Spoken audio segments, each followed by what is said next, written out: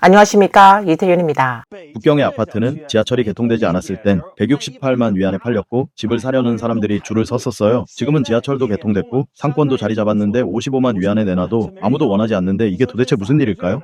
제 친구가 2017년에 북경의 이 아파트를 168만 위안에 샀고 우리 집은 2021년에 98만 위안을 주고 샀어요. 그런데 어제 내 고객이 58만 위안에 샀대요. 너무 가슴이 아프네요. 많은 사람들이 코로나 봉쇄가 해제되면 중국 경제가 보복적으로 반등할 것이라고 예상했습니다. 하지만 2023년부터 지금까지 2년이 지났어도 경제는 반등하지 않았을 뿐더러 오히려 더 빠르게 하락하고 있습니다. 특히 중국 부동산 시장의 상황은 점점 더 악화되고 있습니다. 올해 1월 중국 본토의 집값은 계속 하락했고 심지어 수도인 북경의 집값마저 반토막 났습니다. 많은 주민들이 소셜미디어에서 하소연하며 실직으로 생활이 어려워 어쩔 수 없이 집을 팔았지만 집값이 폭락하면서 막대한 손실을 입어 결국 밑빠진 독에 물붓기가 되었다고 말하고 있습니다. 오늘은 북경의 집값 폭락이라는 주제에 관해 이야기해 보겠습니다. 분석에 따르면 중국 부동산 시장이 하락한 원인에는 두 가지 주요 요인이 있습니다. 첫 번째는 경제 하락입니다. 많은 사람들이 실직하거나 월급이 줄어들면서 사람들 손에 돈이 없어진 것입니다. 둘째는 대중의 신뢰 상실입니다. 예전에는 모두가 학군 주변에 집을 사면 나중에 집값이 오르고 자산 가치도 높아질 것이라고 믿었습니다. 하지만 지금은 더 이상 집이 자산을 보존해 준다고 믿지 않게 되었고 그로 인해 북경을 포함한 여러 지역의 집값이 폭락하게 된 것입니다. 지금 북경의 집값은 정말로 브레이크가 잘 걸리지 않는 수준이에요. 끝도 없이 떨어지고 있어요. 저희가 2027년에 산 집인데 최근에 집을 바꿔보려고 알아봤더니 이미 가격이 절반으로 떨어졌더라고요. 완전히 반토막이에요. 그냥 반토막 났어요. 직장인들이 힘들게 번 돈이 이렇게 한순간에 사라졌고 지금도 매달 계속 주택대출금을 갚아야 해요. 저희는 북경에서 집을 샀는데 2년 만에 거의 100만 위안이 떨어졌어요. 2022년에 우리는 본격적으로 집을 보기 시작했어요. 처음에는 학군집도 고려했죠. 그래서 해정구 사완에 있는 학군집을 먼저 보러 갔어요. 50제곱미터 정도 되는 방 2개짜리였고 총 가격은 530만 위안 정도였어요. 계산해보니 제곱미터당 10만 위안이고 배정되는 초등학교는 이류 2급 학교였어요. 좋은 학군을 위해 주거 만족도를 희생할 것인가 아니면 좀 더 넓은 비학군집을 선택할 것인가 고민하다가 결국 저희는 후자를 택했어요. 2022년 12월에 지금 살고 있는 집을 샀어요. 그때는 집값이 아직 고점이었고 2023년 초 코로나 봉쇄가 해제되면 집값이 확 오를 거라는 말도 있었어요. 저희도 거의 1년간 집을 봐온 상황이라 결단을 내렸죠. 그래서 546만 위안의 가격으로 인테리어 없는 집 5안에 있는 102제곱미터짜리 큰 방 2개의 집을 샀어요. 이후 중개 수수료와 각종 세금을 포함하니 총 600만 위안 정도 들었어요. 2년이 지나 지금 보니 같은 단지, 같은 구조의 집들이 비슷한 층수 기준으로 450에서 500만 위안까지 떨어졌어요. 자세히 계산해보면 우리 집도 거의 100만 위안이 떨어진 셈이죠. 후회하지 않느냐고 물으신다면 솔직히 말해서 집값이 이렇게까지 떨어지니 마음이 아프지 않다고 하면 거짓말이죠. 하지만 지금 집을 보면 저희 5 식구가 편하게 지낼 수 있고 아이들도 뛰어놀 공간이 있어서 만족하고 있어요. 북경 집값이 너무 심하게 떨어졌어요. 제 친구가 어제 그러더라고요. 통주에 있는 자기 집을 팔았는데 300만 위안에 팔았대요. 그 가격을 듣는 순간 제가 다 속상하더라고요. 왜냐하면 작년 이맘때 바로 그 친구 집 위층 똑같은 면적에 똑같은 구조의 집이 450만 위안이 넘게 팔렸거든요. 그러니까 1년도 안 되는 사이에 150만 위안이 그냥 증발해버린 거예요. 그냥 사라진 거죠. 제 친구는 평소에 멀리 나갈 때도 꼭 버스를 타고 절대 택시는 안 타는 그런 사람이에요. 그런 사람한테 150만 위안이 사라졌다고 하니 얼마나 속이 쓰릴지 상상이 가요. 지금처럼 돈 벌기 힘든 시대에 북경에서 집 한 채 사는 것도 얼마나 어려운 일인데요. 생각만 해도 너무 마음이 아파요. 여러분, 지금 제 마음이 정말 너무 괴로워요. 어젯밤 아내랑 또 다퉜습니다. 원래는 집을 정말 팔아야 하는지에 대해 상의하고 있었는데 나중엔 제 본가 문제까지 얘기가 이어지면서 결국 싸움으로 번졌어요. 장모님이랑 장인어른까지 잠을 제대로 못 주무셨어요. 사실 제 마음은 너무 아팠습니다. 어젯밤에는 동화책을 읽어주며 아들을 재우다가 눈물이 났어요. 스스로 너무 실패한 인생 같다는 생각이 들었어요. 북경에 온 지 벌써 10몇 년인데 그 세월을 그냥 흘려보낸 것 같아요. 젊었을 때는 저도 의욕에 넘쳤고 뭔가 큰일을 해보겠다는 포부도 있었어요. 언젠가는 아내와 아이에게 좋은 삶을 제공하겠다고 다짐했었는데요. 그런데 지금은 꿈꾸던 좋은 삶은커녕 빚만 잔뜩 안고 살아가고 있어요. 사실 아내가 저한테 화를 내고 싸울 때도 저는 그 마음을 이해합니다. 아내 입장에서 보면 저는 남편이고 가장으로서 가정을 든든히 책임져야 할 사람인데 지금은 그 역할을 못하고 있어요. 오히려 아내가 더 많은 부분을 챙기고 있어야 하니 저도 제 자신이 너무 한심하게 느껴집니다. 이 블로그는 이렇게 말했습니다. 지난 몇 년 동안 장모님과 장인 어른께서 생활하면서 우리 부부에게 많은 도움을 주셨습니다. 아이도 돌봐주시고 경제적으로도 지원을 해주셨습니다. 사실 그는 마음속으로 정말 깊이 감사하고 있습니다.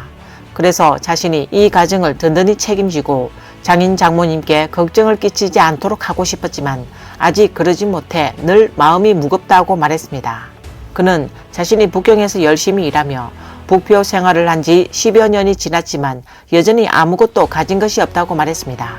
이제는 과연 북경에 계속 남아 있어야 할지 이곳에 더 머무를 의미가 있는지조차 모르겠다고 말했습니다. 그는 이렇게 탄식했습니다. 이렇게나 큰 북경에 정말 내 몸 하나 자리 잡을 곳이 없단 말인가. 여러분, 북경 집값이 얼마나 떨어졌는지 아시나요? 오늘은 제 가슴 아픈 집 구매 이야기를 들려드릴게요. 저와 남편은 북경에서 거의 10년 동안 아껴가며 살았고 하북에 있던 집을 팔아서야 북경 집의 계약금을 간신히 마련할 수 있었어요. 하북에 집을 매물로 내놓을 때부터 이미 집값은 하락세였고 원래 100만 위안이던 집이 약 56만 위안 정도 하락했어요. 한편으로는 북경 집을 사기 위해 빨리 돈이 필요했고 또 한편으로는 집값이 계속 떨어지는 걸 보니 빨리 손절해야겠다는 생각이 들었어요. 결국 매물로 올린 지 4개월 만에 저는 결단을 내리고 시세보다 4만 위안 낮은 가격에 판매했어요. 가격을 내린 그날 바로 계약이 성사됐죠. 그리고 집을 판 그달에 북경 집을 샀어요. 저는 북경에서 산 집은 절대 가격이 떨어지지 않을 거라고 굳게 믿었어요. 비록 오한에 위치했지만 지하철도 가깝고 초등학교도 근처에 있고 주변 인프라도 잘 갖춰져 있었고 엘리베이터도 있으며 남북으로 통풍이 잘 되는 일거양득의 구조였어요. 게다가 황금층에 위치해 있었기 때문에 이 집은 적어도 가치 보존은 될 거라고 믿었고 오히려 오를 수도 있다고 생각했죠. 하지만 사람의 계산은 하늘의 뜻을 이기지 못한다고 하잖아요. 300만 위안에 샀던 집이 벌써 30만 위안이 하락했어요. 부동산 중개인은 말하더라고요.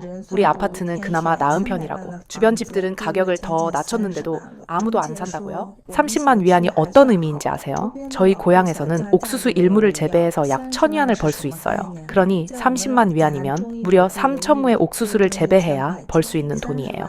지금도 집값은 계속 떨어지고 있어요. 언젠가 계약금까지 다 날아가는 건 아닐까 두렵기만 해요.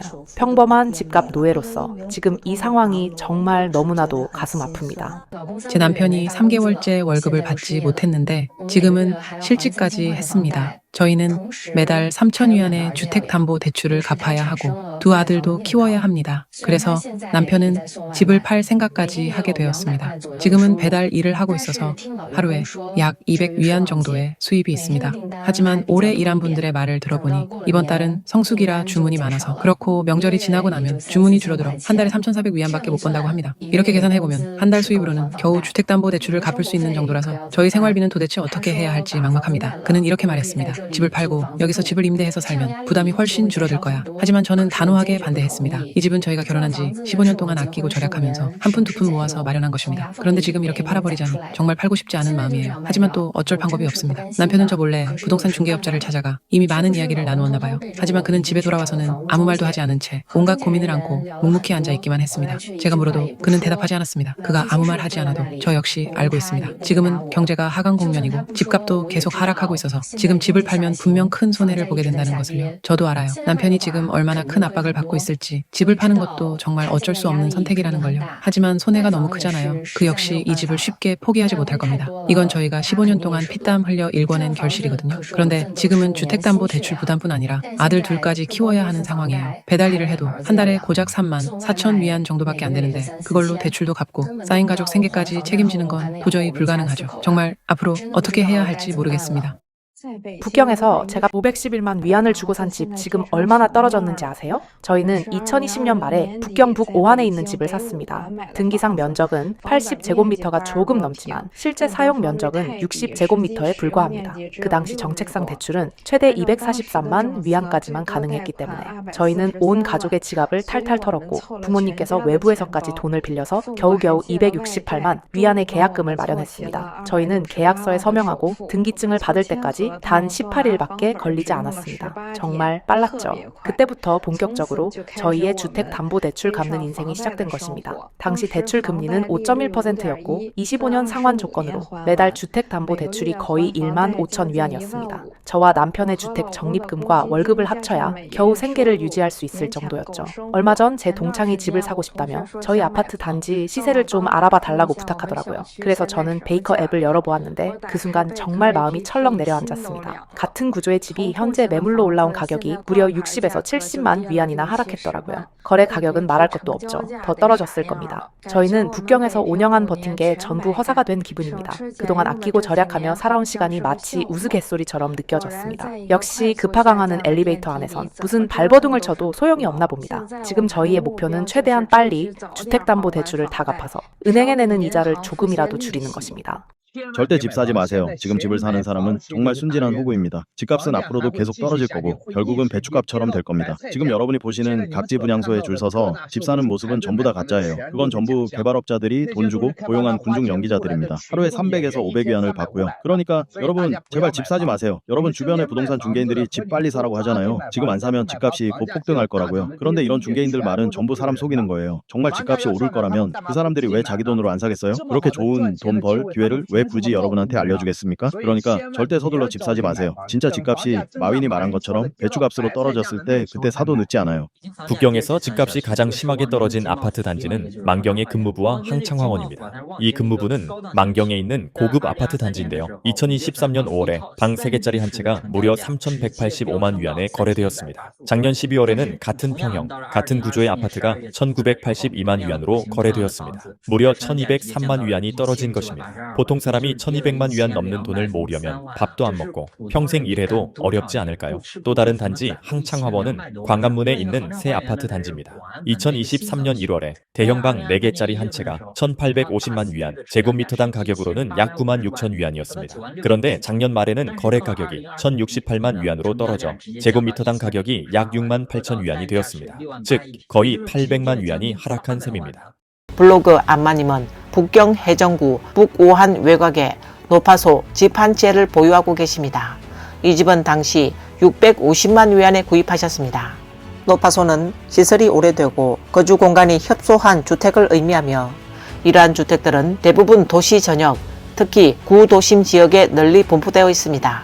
북경에서는 일부 노파소 주택이 위치가 좋아 학군에 포함되는 학군 주택이기 때문에 학생 자녀를 둔 학부모들 사이에서 인기가 높고 그로 인해 가격 또한 결코 저렴하지 않습니다. 제가 650만 위안을 주고 샀던 노파소를 드디어 팔았습니다. 하지만 결국 자산이 털렸고 손해는 얼마나 컸을까요? 저는 42세에 암 진단을 받고 이혼했고 10수년간 고생하며 모은 재산도 잃었습니다. 이제는 실직 위기까지 닥쳤고 현재 빚이 350만 위안입니다. 지금은 집을 팔고 북경 생활을 정리하는 것만이 유일한 자구책입니다. 이 집은 2016년 12월에 해전구 북오환 외곽에서 구매한 것으로 계약금 300만 위안, 대출 342만 위안이었습니다. 이 집을 산 이유는 아이의 향후 학군 문제를 한 번에 해결하기 위해서였습니다. 거의 8년 동안 주택 대출을 갚으며 총 160만 위안을 상환했지만 이 중 원금은 겨우 50만 위안이고 나머지 110만 위안은 이자였습니다. 작년 4월만 해도 이 집은 720만 위안에 팔 수 있었지만 그 이후 가격이 계속 하락했습니다. 저희 집은 회천방이기 때문에 하락폭이 더 컸습니다. 올해 매매가는 480만에서 600만 위안 사이로 형성되었고 저희 집은 매물로 내놓은 지 반년 만에 580만 위안에 최종 매각되었습니다. 중개 수수료와 보증금을 제외하고 실제 손에 들어온 금액은 572만 위안 정도로 총 손실은 약 190만 위안이었습니다. 오늘 뉴스는 여기까지입니다. 시청해 주셔서 감사합니다.